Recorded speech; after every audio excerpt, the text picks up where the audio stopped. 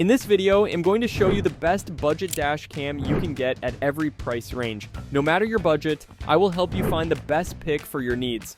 Let's go. First, we are going to take a look at the best options in the under $30 range. First, we have the Nexar Beam. The biggest selling point for me was the super simple app and the completely free unlimited cloud storage for saving clips, which is honestly unheard of for a camera this cheap. It also packs a built-in global positioning system for tracking your location and speed, but the 1080p video quality is just okay and can look a little soft compared to the others. My main problem is that it's completely dependent on your phone being connected to work properly, which means it can be a real drain on your phone's battery during long drives. Next, we have the 70mm Dash Cam Lite 2. This one surprised me with its 1080p video quality, which looks quite good even at night thanks to a quality Sony image sensor, and I really appreciate the small 2-inch screen on the back so I can aim it perfectly without pulling out my phone. The 130-degree field of view is a little bit narrower than the M310, but it still comfortably covers the road ahead. You can add global positioning system functionality later, but you have to buy the module separately, and I found its companion app to be a bit less user-friendly than the Nexar. Finally, we have the 70mm Dash Cam M310. This camera steps up the resolution to 1296p, which is noticeably sharper than the 1080pe on the other two, and it also has a wider 140-degree lens to see more of what's happening on the sides. It is incredibly small and has no screen, so it's very discreet, but that also means you are totally reliant on the phone application for everything, similar to the Nexar. The biggest trade-off for its low price and higher resolution is the complete lack of any port for global positioning system, and I found its nighttime video, while good, doesn't quite match the clarity of the Lite 2. Next, we are going to take a look at the best options in the $30 to $50 range. First, we have the AZDOME M01. For its super low price, I was impressed that it delivered a clear 1080 pixel video quality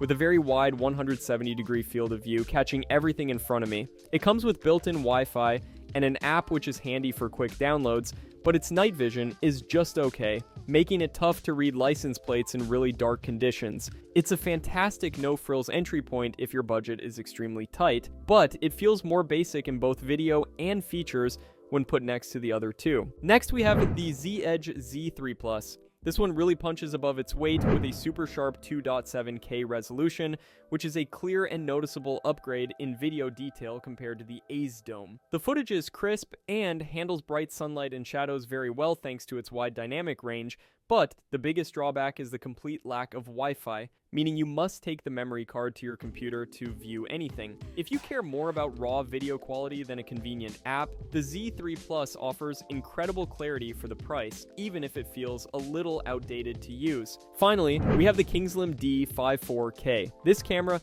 aims to be the full package, advertising true 4K video and packing in features I really did not expect to see in this price range. The standout features are absolutely the built-in Wi-Fi and global positioning system, which lets you track your speed and location data right alongside your video, a feature an entry-level dash cam usually doesn't have. While the daytime 4K video is good, the nighttime performance isn't a massive leap over the Z-Edge's 2.7K, but considering its rich feature set, it is easily the best all-around value here if you want modern conveniences without breaking the bank. Next, we're going to take a look at the best options in the $50 to $80 range. First, we have the ROVE R2-4K, and for this price, getting true 4K resolution along with built-in Wi-Fi and GPS logging is a fantastic deal, though I did notice the unit can get a little warm during long drives on a hot day. The video quality during the day is super crisp for capturing license plates, but its night performance, while decent, does not quite match the clarity of the Red Tiger.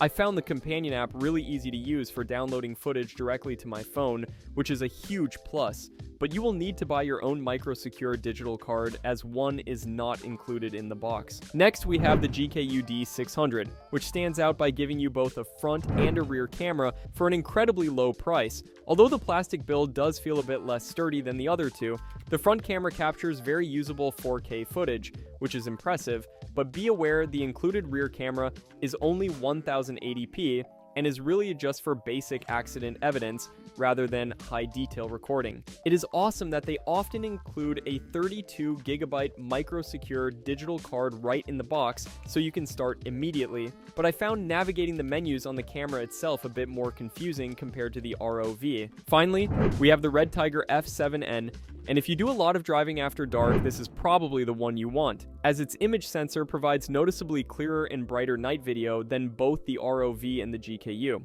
Like the GKU, it is a dual camera system with a 4K front camera, and it also includes GPS and Wi-Fi, but I did experience a few connection drops with its mobile app, which could be frustrating when you need a clip quickly. The overall package feels very well built and capable, especially for the price, but you will have to provide your own memory card, and its price often sits at the very top of our budget category. Next, we are going to take a look at the best options in the $80 to $120 range. First, we have the Viofo A119 V3. This thing has surprisingly great video quality for the price, capturing in quad high definition with a Sony sensor that makes nighttime footage impressively clear. I found the supercapacitor is a huge plus for reliability in extreme heat compared to a standard battery, but the wedge design feels a bit bulky and dated on the windshield. The biggest drawback for me is the lack of wireless fidelity, so you constantly have to pull the memory card to get your videos, which feels like a chore. Next, we have the Garmin Dash Cam Mini 3. I was shocked by how tiny this camera is. You can tuck it behind your rearview mirror and completely forget it's there, and the voice controls are a genuinely useful hands-free feature. Having built-in wireless fidelity to send clips straight to my phone is a massive convenience that the Viofo lacks, although having no screen means you absolutely must use the app for everything from setup to aiming the camera. Honestly, while the 1080p full high-definition video is perfectly fine for most situations, it's noticeably less sharp than the Viofo's, which could make reading a license plate from a distance a bit tricky. Finally, we have the Nextbase Piqo. This one really tries to be the most user-friendly of the bunch, with its big, bright 2.5-inch screen and a very clever magnetic mount that lets you snap the camera on and off effortlessly. The video it records is a solid 1080p full high definition, and its intelligent parking mode gives some peace of mind, though I have to say its footage just doesn't have the same level of detail as the Viofo, especially after the sun goes down. It really is a decent middle-of-the-road option, but just like the Viofo, it skips wireless fidelity, so you're back to popping out the memory card for file transfers, which makes the Garmin feel much more modern. Next, we are going to take a look at the best options in the $120 plus range. First, we have the Viofo A229 Pro, and let's be clear, this one is all about getting the absolute best video quality in this price range with its true 4K resolution and a new Sony Starvis 2 sensor. Nighttime recordings are incredibly clear, easily beating the other two for reading license plates in the dark, and its 5 GHz Wi-Fi makes transferring those huge video files much faster than normal. However, it is the bulkiest of the bunch, and its menu system feels a bit old school compared to the slick interfaces on the Garmin or Nextbase. Next, we have the Garmin Dash Cam 67W, which is impressively tiny and basically disappears behind your rearview mirror, making it the most discreet option here. I love the voice controls for saving clips without fumbling for buttons, and its super wide 180-degree lens captures everything from sidewalk to sidewalk, giving you a massive field of view. That wide view does create a noticeable fisheye effect on the edges of the video, and while its 1440p video is sharp, it doesn't quite have the raw detail of the Viofo's 4K for zooming in on things far away. Finally, we have the Nextbase 322 gigawatts, which focuses more on unique features and usability than just pure video specs, offering an emergency SOS service that can alert emergency services with your location if you crash. Its bright touchscreen is the most intuitive to use out of the three, and I really like its modular design that lets you easily add a cabin or rear window camera later on if you want. The biggest trade-off is the 1080p resolution, which is the lowest in this group and can make it harder to read license plates at a distance compared to the Garmin and Viofo,